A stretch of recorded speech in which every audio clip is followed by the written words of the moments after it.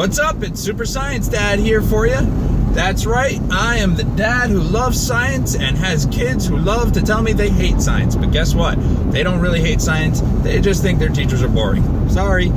Hey, by the way, for those of you who don't know me, I just got my associates at CCRI. I now officially have an Associates of Science in Science, which means I am certified to be an ass. In fact, I actually could have transferred to my next college about a semester or two earlier, but once I saw that I could have a diploma that said ASS, I really just couldn't pass that up. You know, to be honest with you, there were 4 of us that actually got that degree at the same time, so at the ceremony, we were just a bunch of asses. But I'll tell you what, I actually chose my major, which is astrophysics, just so I could win more arguments.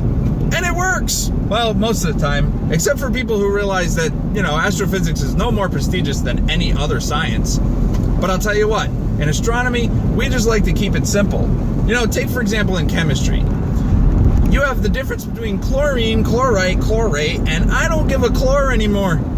Or, for example, biology.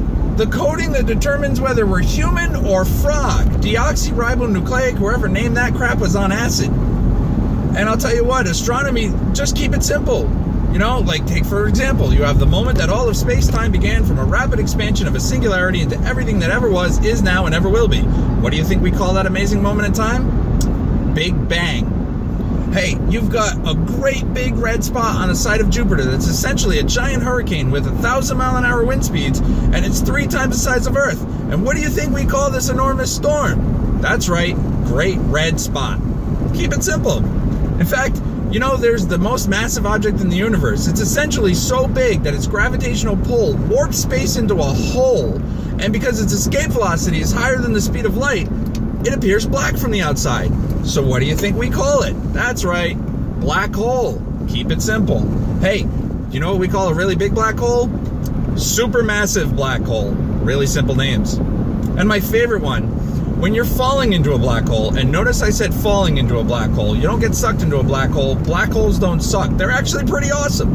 But when you're falling into a black hole, the tidal forces on your feet are so much stronger than on your head that your feet accelerate faster than your head. And so basically you get stretched and stretched and stretched until eventually you're just a spaghetti thin single file line of atoms falling into the black hole at the speed of light. Do you know what we call that process? Spaghettification.